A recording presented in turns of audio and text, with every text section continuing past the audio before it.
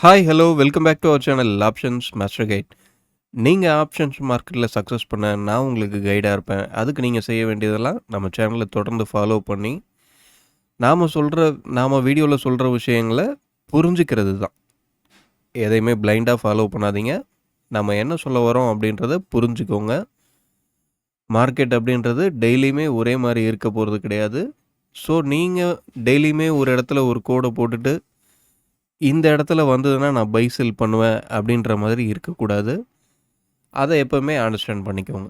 Okay, இப்போ பார்த்தீங்க அப்படின்னா இது நாம் நேற்று மார்க்கெட் தொடங்குறதுக்கு முன்னாடி நிஃப்டிக்கு கொடுத்துருந்த லெவல்ஸ், இந்த 4 க்ரீன் கலர் லைன்ஸ், இந்த லெவல்ஸ் எப்படி ரெஸ்பாண்ட் ஆகிருக்கு அப்படின்றத பாருங்கள். மார்க்கெட் பார்த்தீங்க அப்படின்னா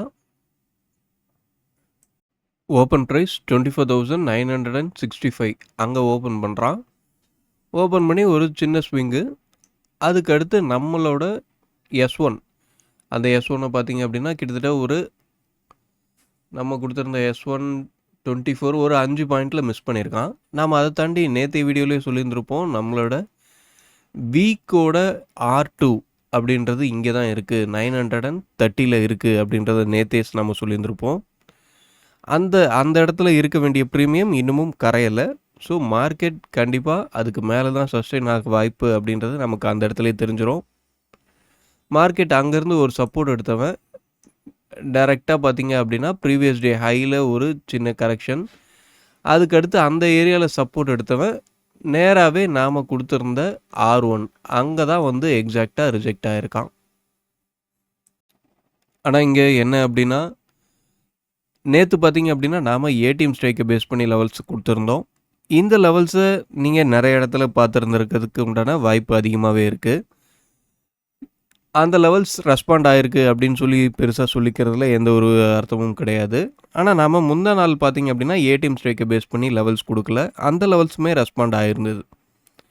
காரணம் என்னென்னா நாம் நிஃப்டி ஒரு நாளைக்கு எப்படி மூவ் ஆகும் அப்படின்றது அதோட லாஜிக் எடுத்து அந்த லாஜிக் ஏற்ற மாதிரி ஒரு ஸ்ட்ரைக் ப்ரைஸை சூஸ் பண்ணி நாம் லெவல்ஸ் அப்படின்றத கால்குலேட் பண்ணுறனால நம்மக்கிட்ட அக்யூரசி அப்படின்றது அதிகமாகவே இருக்கும். அதெல்லாம் தாண்டி இந்த லெவல்ஸ் அப்படின்றது எப்போவுமே நாம் பை செல் பண்ணக்கூடிய லெவல்ஸாக கன்சிடர் பண்ணுறதே கிடையாது. இது எல்லாமே ஒரு ரெஃபரன்ஸ் பாயிண்ட்டு தான். நமக்கு ப்ரீமியம் தான் ஆக்சுவலாக என்ன பண்ணணும், எந்த இடத்துல பை பண்ணணும், எந்த இடத்துல செல் பண்ணணும் அப்படின்ற விஷயத்த சொல்லும். ப்ரீமியம் தான் ஹை இதோட ஸ்டாப் ஆகுதா அப்படின்ற விஷயத்த நமக்கு கன்ஃபார்ம் பண்ணணும். ஸோ ப்ரீமியத்தை மட்டும் ஃபாலோ பண்ணுங்கள். மார்க்கெட்டில் இருக்கிற மற்ற டேட்டாஸ்லாம் நம்பி உங்களோட டைமை வேஸ்ட் பண்ணிகிட்டு இருக்காதீங்க. மற்ற டேட்டாஸ்லாம் எதுவுமே கிடையாது, ப்ரீமியம் தான் எல்லாமே. ப்ரீமியத்தை மட்டும் ஃபாலோ பண்ணுங்கள். இப்போ நாம் இதெல்லாத்தையும் ரிமூவ் பண்ணிவிட்டு இன்றைக்கு உண்டான டேட்டாஸ் என்ன சொல்லுது, ப்ரீமியம் என்ன சொல்லுது, இன்றைக்கு உண்டான லெவல்ஸ் என்ன, எல்லாத்தையும் எடுத்துகிட்டு வருவோம். ஓகே, லெவல்ஸ் மார்க் பண்ணியாச்சு. நாம் நேற்று கொடுத்துருந்த லெவல்ஸை தாண்டி நேற்று நம்ம என்ன சொல்லியிருந்தோம் அப்படின்னா மார்க்கெட் இன்னமும் பை அண்ட் டிப் அந்த விஷயத்தில் தான் இருக்குது. என்ன தான் இறங்கினாலும் திரும்ப மேலே ஏறிடும் அப்படின்றது தான் சொல்லியிருந்தோம். எக்ஸாக்டாக அதே விஷயந்தான் நேற்றும் நடந்திருந்தது. இன்னமும் மார்க்கெட் அதே கண்டிஷன்ஸில் தான் இருக்குது, பை அண்ட் டிப் தான். அது எது வரையும் அப்படின்னா 25,000 பிரேக் பண்ணாத வரையும். ஓகே, நம்ம அதுக்கு முன்னாடி இன்னைக்கு லெவல்ஸை ஃபஸ்ட்டு பார்த்துருவோம். 25,158, 25,105, 24,996, 24,941. இதுதான் நம்ம இன்றைக்கு உண்டான லெவல்ஸை எடுத்திருக்கு. இன்றைக்கும் ஜஸ்ட் ஏடிஎம் ஸ்ட்ரைக்கை பேஸ் பண்ணி தான் லெவல்ஸ் எடுத்திருக்கு. ஏன்னா ப்ரீமியம் அப்படின்றது ரொம்பவும் கம்மியாக இருக்குது. அதனால் ஏடிஎம் ஸ்ட்ரைக்குக்கே நாமளும் போயாச்சு இன்றைக்கி. ஓகே, இதை தாண்டி ப்ரீமியத்தை பொறுத்த வரையும் மார்க்கெட் 25,000 இந்த ஸ்ட்ரைக்குக்கு கீழே இருக்கா மேலே இருக்கா அப்படின்றது தான் மார்க்கெட் தொடர்ந்து என்ன ட்ரெண்டை ஃபாலோ பண்ண போகுது அப்படின்றது இருக்குது. என்ன ட்ரெண்டை ஃபாலோ பண்ண போகிறதுனா இப்போதைக்கு அப்சைட் திரும்பியாச்சு. ஒரு டவுன் சைடில் மூமெண்ட் இருந்தாலும் ஒரு ஷார்ப்பான மூமெண்ட் திரும்பியும் பவுன்ஸ் பேக் ஆகிறதுக்கு உண்டான வாய்ப்பு அப்படின்றது அதிகப்படியாக இருக்குது. ஓகேங்களா, மார்க்கெட் இந்த 25,000க்கு கீழே நிற்கிற பட்சத்தில் ஒரு நல்ல மூமெண்ட் கிடைக்கிறதுக்கு உண்டான வாய்ப்பு அப்படின்றது இருக்குது. தொடர்ந்து மேலே போகணும் அப்படின்னா 25,000க்கு மேலே இருக்கிறதே மார்க்கெட் தொடர்ந்து மேலே போகும் அப்படின்றத தான் சொல்லுது. இப்போ நமக்கு க்ளோசிங் அப்படின்றது 25,050 அங்கே இருக்குது. ஸோ இன்றைக்கி ஓப்பன் எங்கே கிடைக்குது, ஓப்பன்லேருந்து அடுத்து என்ன நடக்குது அப்படின்றத பொறுத்து தான் மார்க்கெட்டோட ரேஞ்ச் அப்படின்றது இன்றைக்கி கிடைக்க வாய்ப்பு. என்னதான் 25,000க்கு கீழே இருந்தாலும் மேலே இருந்தாலும் அப்படின்றத தாண்டி இது என்ன பண்ணுது அப்படின்னு பார்த்தீங்க அப்படின்னா, கிட்டத்தட்ட நேற்றைய ரேஞ்சுக்கு சென்டரில் நிற்கிது.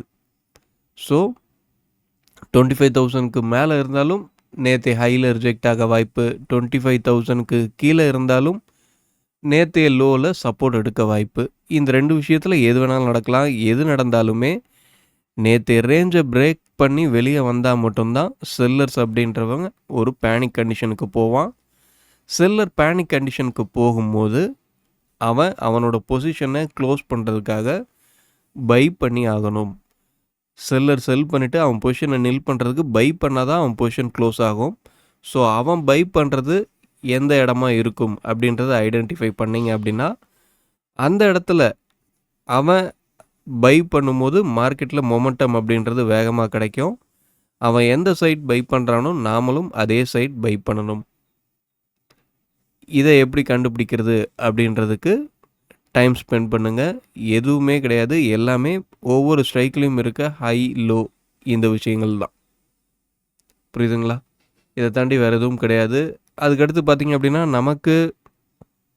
நம்ம கோர்ஸில் கொடுக்குற எக்ஸலில் என்னெல்லாம் இருக்குது அப்படின்றத வாட்ஸ்அப் பண்ணி கேட்டிருந்தீங்க. அவங்களுக்கு என்ன சொல்கிறான் அப்படின்னா, மார்க்கெட்டில் செல்லர் அப்படின்றவன் காலையில் செல் பண்ணி ஈவினிங் ப்ராஃபிட்டை புக் பண்ணி வெளியே போயிடுவானா அப்படின்னு சொல்லி கேட்டிங்க அப்படின்னா கிடையாது. ஒரு செல்லருக்கு ப்ராஃபிட் அப்படின்றது லிமிட்டட் ப்ராஃபிட், ரிஸ்க் அப்படின்றது அன்லிமிட்டட். 100 செல் பண்ணுறான் அப்படின்னா அந்த ஸ்ட்ரைக் 100 கீழே ப்ரைஸ் போகிறதுக்கு 0 தாண்டி ப்ரைஸ் கீழே போகிறதுக்கு வாய்ப்பு கிடையாது. ஸோ அவனுக்கு ப்ராஃபிட் அப்படின்றது அவன் என்ன ப்ரைஸில் செல் பண்ணுறானோ அதுதான் அவனுக்கு ப்ராஃபிட். அதை தாண்டி அதிகப்படியான ப்ராஃபிட் அவனால் பண்ண முடியாது. ஆனால் லாஸ் அப்படின்றது அவன் செல் பண்ண ப்ரைஸை தாண்டி டபுள் ஆகலாம், ட்ரிபிள் ஆகலாம், என்ன வேணாலும் நடக்கலாம். ஸோ ஒரு செல்லருக்கு ஃபுல் ப்ராஃபிட் எப்போ வரும் அப்படின்ற அந்த லாஜிக்கை தான் நீங்கள் எடுத்துக்கணும். ஒரு செல்லருக்கு ஃபுல் ப்ராஃபிட் அப்படின்றது எக்ஸ்பைரி டே அன்னைக்கு தான் வரும். அந்த ஸ்ட்ரைக் 0 ஆகிற பட்சத்தில் தான் அவனுக்கு ஃபுல் ப்ராஃபிட். அப்போ செல்லரோட கணக்கெல்லாம் எந்த மாதிரி இருக்கும்? அவன் செல் பண்ணியிருக்க ஸ்ட்ரைக் 0 ஆகுமா ஆகாதா அப்படின்றது மட்டும்தான். அவன் செல் பண்ணியிருக்க ஸ்ட்ரைக்கில் என்ன நடக்குது அப்படின்றத தான் நீங்கள் வாட்ச் பண்ணணும். லைவ் மார்க்கெட்டில் அந்த ஸ்ட்ரைக் 0 ஆகுமா ஆகாதா அப்படின்றத தான் நீங்கள் வாட்ச் பண்ணணும். அதுக்கு நாம் செல்லரை அவன் காலையில் செல் பண்ணி சாயந்தரம் க்ளோஸ் பண்ண போகிறது கிடையாது. அப்படின்றனால நாம் அவனை எப்படி ஃபாலோ பண்ணணும் அப்படின்றதுக்கு தான் நம்மக்கிட்ட 2 கூகுள் ஷீட்ஸ் இருக்குது. அதை தாண்டி லைவ் மார்க்கெட்டில் இருக்க கூகுள் ஷீட்ஸில் என்ன அப்படின்னா, உங்களுக்கு என்ட்ரி ப்ரைஸ் என்ன, டார்கெட் ப்ரைஸ் என்ன அப்படின்றது முதற்கொண்டு காமிச்சிரும்.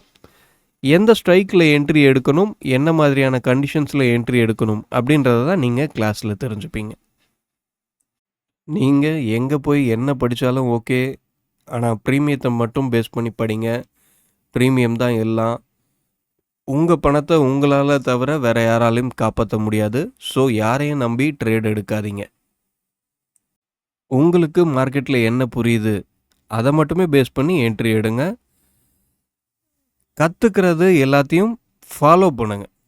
கண்டிப்பாக நாம் இங்கே யூடியூப்பில் கொடுக்குற இன்ஃபர்மேஷன்ஸே பார்த்தீங்க அப்படின்னா கண்டிப்பாகவே உங்கள் ட்ரேடிங் ஜேர்னிக்கு ஹெல்ப்ஃபுல்லாக இருக்கும். நாம் சொல்கிற விஷயங்களை சும்மா வீடியோவை பார்த்து அந்த நேரத்தில் மட்டும் ஏதோ ஒரு கணக்கை பண்ணிவிட்டு போயிடாமல் தொடர்ந்து அதை ஃபாலோ பண்ணுங்கள். தொடர்ந்து ஃபாலோ பண்ணிங்கன்னா மட்டும்தான் நாம் ஏன் சொல்கிறோம் அப்படின்றது உங்களால் புரிஞ்சிக்க முடியும். மார்க்கெட்டில் அதே மாதிரி நாம் சொல்கிற விஷயங்கள் எல்லா நாளும் நடந்துடணும் அப்படின்னு சொல்லி அவசியம் கிடையாது. அதே மாதிரி தான் நீங்கள் கணக்கு பண்ணுறதும். நீங்கள் இந்த இடத்துல மார்க்கெட் சப்போர்ட் எடுக்கும் அப்படின்னு சொல்லி நீங்கள் மார்க்கெட் தொடங்குறதுக்கு முன்னாடியே ஒரு அனலைஸ் பண்ணி வச்சுருந்தீங்க அப்படின்னா மார்க்கெட்டில் அந்த விஷயம் நடந்தால் மட்டும் என்ட்ரி எடுங்க. இல்லை அப்படின்னா மார்க்கெட்டை வாட்ச் பண்ணுங்கள். நீங்கள் ஒரு தப்பான என்ட்ரி எடுக்கலை அப்படின்னா உங்கள் கேபிட்டல் அப்படின்றது சேஃபாக இருக்கும். கேபிட்டல் சேஃபாக இருந்தது அப்படின்னா மறுநாள் உங்களால் கான்ஃபிடெண்ட்டாக ஒரு என்ட்ரியை எடுக்க முடியும். மறுநாள் உங்களோட ஆப்பர்ச்சுனிட்டிக்கு கிடைக்கும் போது கான்ஃபிடெண்ட்டாக என்ட்ரி எடுக்க முடியும். ஆனால் முதல் நாள் தப்பான சைடில் நீங்கள் அனலைஸ் பண்ணியிருந்தது வேறு ஒன்று, லைவ் மார்க்கெட்டில் வேறு ஒன்று நடக்குது. இருந்தாலுமே நான் அந்த நேரத்தில் என்ன சொல்லுது அதை பேஸ் பண்ணி நான் என்ட்ரி எடுக்கிறேன் அப்படின்னு சொல்லி எடுத்து ஒரு லாஸ் பண்ணிட்டீங்க அப்படின்னா உங்களோட கான்ஃபிடென்ட் அப்படின்றது உடைய ஆரம்பிச்சிடும். கான்ஃபிடென்ட் உடஞ்சிருச்சு அப்படின்னா சரியான முடிவு எடுக்கிறதுக்கே உங்களுக்கு பயம் வந்துடும். சரியான முடிவு தான் அப்படின்றது உங்களுக்கு தெரிஞ்சாலும் அந்த இடத்துல ஒரு என்ட்ரி எடுக்கக்கூடிய கான்ஃபிடென்ட் தைரியம் உங்களுக்கு வராமல் போயிடும்.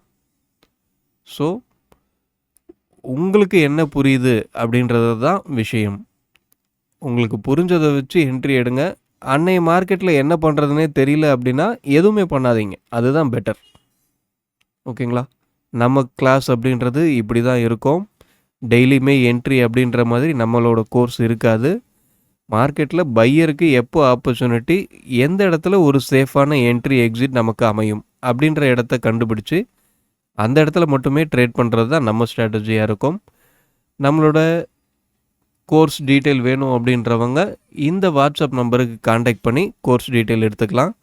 நம்மளோட அடுத்த பேட்ச் அப்படின்றது வர சண்டே 24 ஆகஸ்ட் அன்னைக்கு தொடங்குது. விருப்பம் இருக்கிறவங்க ஜாயின் பண்ணிக்கோங்க. ஓகே, திரும்பியும் சொல்லிக்கிறோம், இந்த லெவல்ஸ் எதுவுமே பை செல் பண்ணக்கூடிய ரெக்கமெண்டேஷன் லெவல் கிடையாது. இந்த லெவல்ஸ் எல்லாமே ஒரு ரெஃபரன்ஸ் லெவல் மட்டும்தான். இந்த லெவல்ஸை பேஸ் பண்ணி நாம் இந்த ஸ்ட்ரைக்குங்க லைவ் மார்க்கெட்டில் எப்படி ட்ரேட் ஆகுது அப்படின்றதையும் ஒரு கண் பார்த்துக்கிட்டு, அதை தாண்டி டோட்டல் ப்ரீமியம் என்ன சொல்லுது, ஒவ்வொரு ஸ்ட்ரைக்லேயும் என்ன மாதிரியான ப்ரீமியம் மூவ்மெண்ட் இருக்குது அப்படின்றத பேஸ் பண்ணி தான் நாம் என்ட்ரி எக்ஸிட் எல்லாமே பண்ணுவோம். நீங்களும் இந்த லெவல்ஸை நேற்று ரெஸ்பாண்ட் ஆகிருக்குன்னா இன்றைக்கும் ரெஸ்பாண்ட் ஆகணும் அப்படின்னு சொல்லி எந்த ஒரு அவசியமும் கிடையாது. ஸோ டைரெக்டாக இதை மட்டுமே பேஸ் பண்ணி பை செல் பண்ணாதீங்க. இந்த லெவல்ஸ் ஏடிஎம் ஸ்ட்ரைக்கை பேஸ் பண்ணி எடுத்திருக்கோம். அந்த ஏடிஎம் ஸ்ட்ரைக்கு ஸ்பாட் R1 வந்து ரீச் பண்ணுது அப்படின்னா அவன் க்ளோஸ் ப்ரைஸ்க்கு மேலவே ட்ரேட் ஆகிறான் அப்படின்ற பட்சத்தில் மார்க்கெட் R1க்கு மேலே நிற்க வாய்ப்பு, இல்லை அவன் க்ளோஸ் ப்ரைஸ்க்கு கீழே ட்ரேட் ஆகிறான் அப்படின்னா R1ல் ரிஜெக்ட் ஆக வாய்ப்பு. அதே மாதிரி R2 அப்படின்ற இடத்துக்கு போகணும் அப்படின்னா மார்க்கெட் கால் புட்டு 2 பேரோட ப்ரைஸையும் ஆட் பண்ணி வர ப்ரைஸை ஒரே ஸ்ட்ரைக் அந்த காலோட ஸ்ட்ரைக்குக்கே கொடுக்குறான் அப்படின்ற பட்சத்தில் மார்க்கெட் R2க்கு மேலே சஸ்டெயின் ஆக வாய்ப்பு. அந்த ப்ரைஸ் அந்த ஒரே ஸ்ட்ரைக்குகளை இல்லை அப்படின்னா R2வில் ரிஜெக்ட் ஆக வாய்ப்பு. இவ்வளோ தான், இந்த சிம்பிள் கான்செப்ட் தான். இந்த சிம்பிள் கான்செப்டே ரெஃபரன்ஸ் பாயிண்ட் மட்டும்தான். அதை நீங்கள் எப்பயும் தெளிவாக புரிஞ்சுக்கணும். என்ன தான் ப்ரீமியம் அந்த ஒரு ஸ்ட்ரைக்கை தான் நாம் வாட்ச் பண்ணுறோம். எந்த ஸ்ட்ரைக்கை பேஸ் பண்ணி எடுத்துருக்கோமோ அந்த ஒரு ஸ்ட்ரைக்கை தான் வாட்ச் பண்ணுறோம். ஆனால் அடுத்தடுத்த ஸ்ட்ரைக்கில் என்ன நடந்திருக்கு அதெல்லாம் பேஸ் பண்ணி தான் நமக்கு என்ட்ரி எக்ஸிட் அப்படின்றது அமையும். சரிங்களா? ஸோ இந்த ஸ்ட்ரைக்கை பிளைண்டாக பை செல் பண்ணுறதுக்கு எடுத்துக்காதீங்க. வீடியோ பிடிச்சிருந்தா லைக் பண்ணுங்கள், ஷேர் பண்ணுங்கள். மீண்டும் அடுத்த ஒரு வீடியோவில் சந்திப்போம். தேங்க்யூ, பாய்.